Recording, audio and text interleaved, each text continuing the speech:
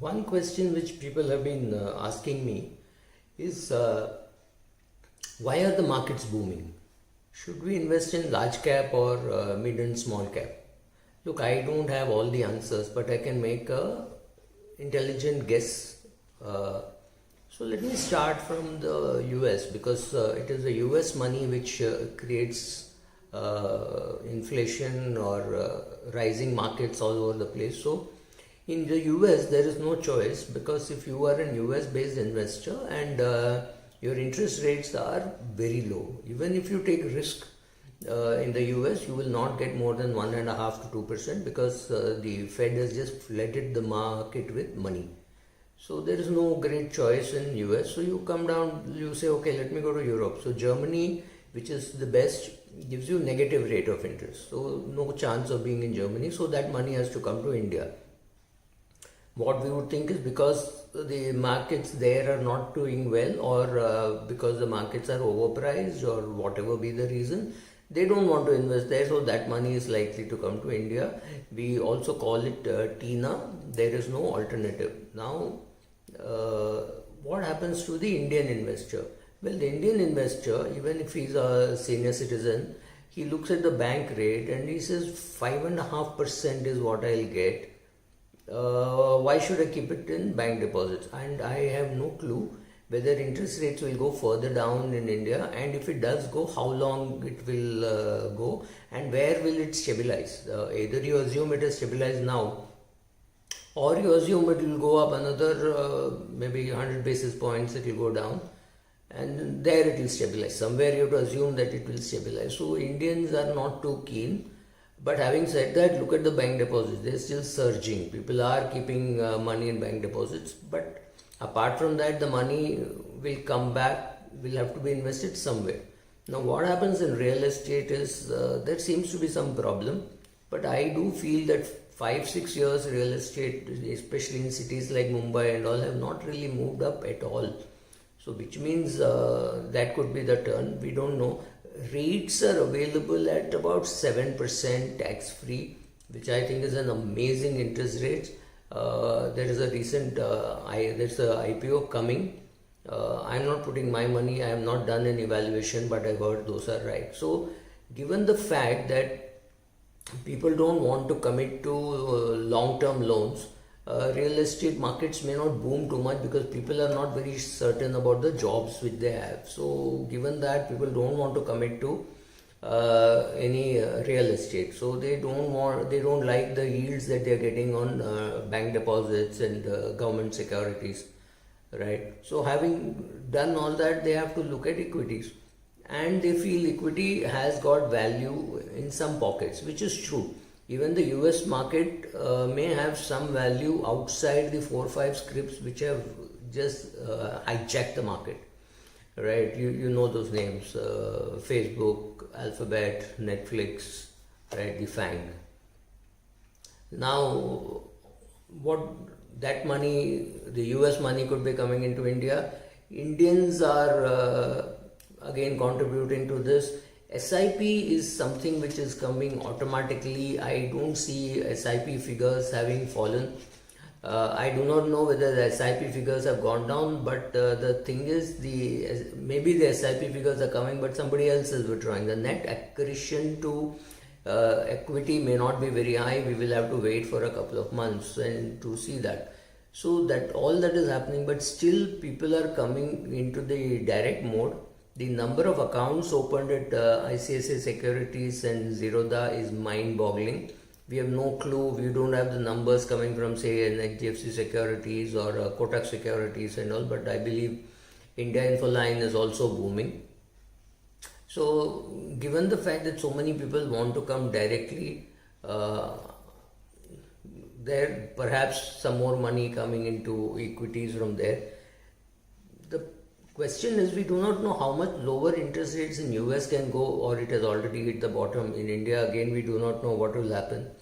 US credit spreads are also not there, which means there is no risk reward ratio at all. You're not being rewarded for taking the risk.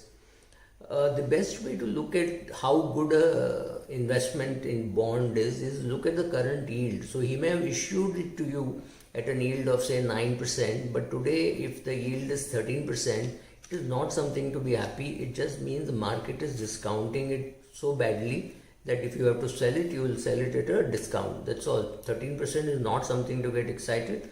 Maybe they can't, maybe they will struggle to pay the interest and the principal. We do not know, but that is the best way to judge a portfolio. Obviously, higher the yields, less liquid the portfolio will be. So, how is it going to impact you? Well, in US, they are already talking about the 3% withdrawal rate. Those of you who know the American markets know that in US it used to be a world famous number called the 4% rule. If you are a retired person with 60% in equity and 40% in debt, for the rest of your life you could withdraw 4% per year without having to worry. That was the theory.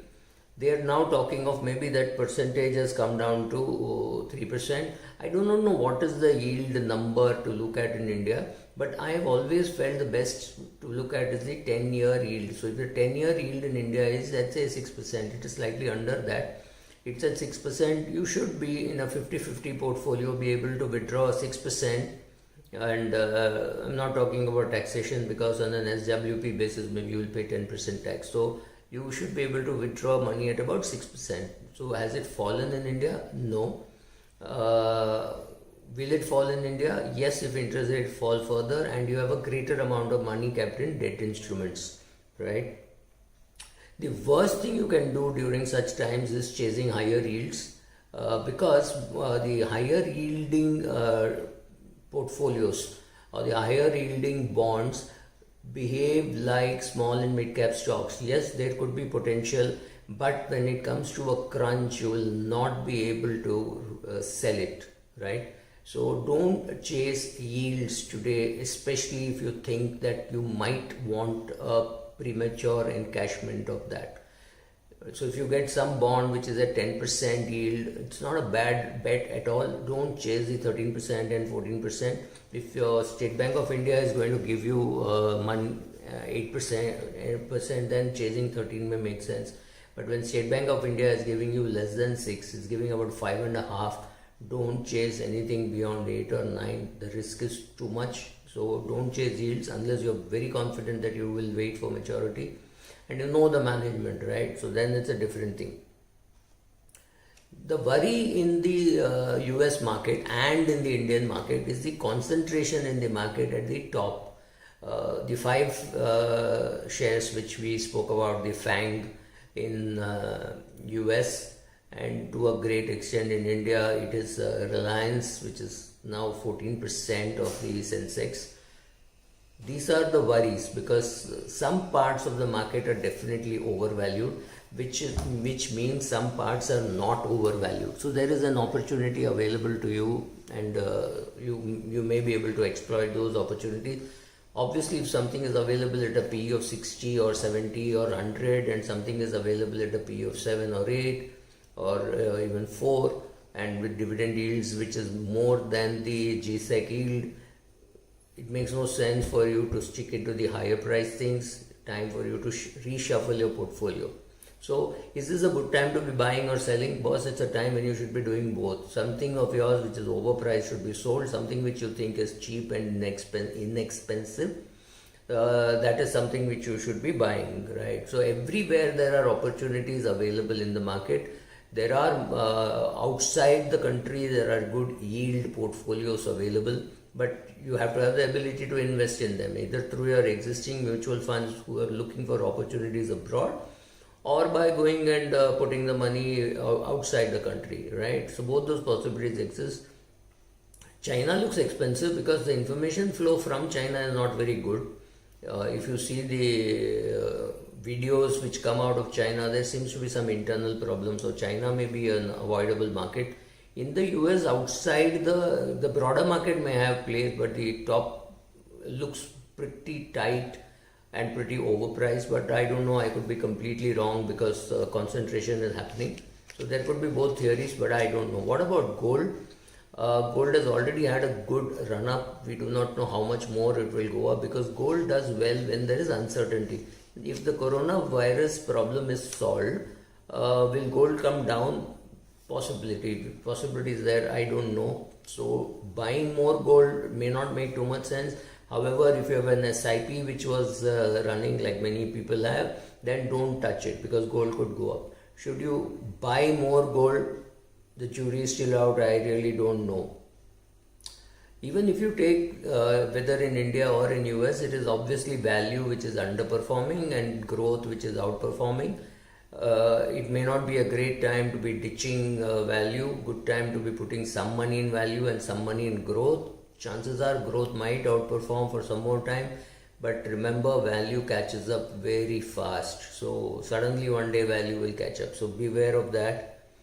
The other problems are, this is whatever I've said now till now is the facts. But let us look at what is happening in the US and in India. Rising unemployment, common to both the places. Loss of income, yes. The US is giving out $600 a month to its people. Indian government cannot afford to give, so that's out, right? So that could be one reason driving the US market, the $600. In India, that money is not there, so that is not happening. But along with the unemployment, what happens with unemployment, it is not just the money loss. Suddenly a family which was dependent on the company's medical insurance finds that it is not insured. So you lost your job, and if there is a COVID attack and 3-4 of you are impacted, that is going to be disaster. So the minute you lose your job, see what all you can do to conserve your cash. If you have stopped your SIP or paused your SIP because you had a cash flow crunch, and then suddenly you realize that you don't have a cash flow crunch, start your SIP. However, if you have a cash flow crunch, remember your priorities should be medical insurance and term insurance. The other things don't really matter, correct? So we don't know why the markets are up, but the markets are going up. So it's a time when you should play it by the ear. If you get trading opportunities, take it. Cash is never harmful. Keep booking profits. I can tell you that's what I am doing. I buy a good share, then I find that it's worth selling it immediately because the price has gone up very quickly. I just get out. I don't think too much about long term and all that. So if you're a financial advisor, make sure that you sit with your client, talk to him, prioritize on what he should be doing. Obviously, sit with him means you are on a Geo Meet or a Zoom call. So sit and find out, talk to him, how he wants to spend his time, how he wants to spend his money. Does he have adequate? If he has adequate money, then don't bother about changing anything. And if you think you need to change because he has got a loss of job, check out how you want to do it. Thank you.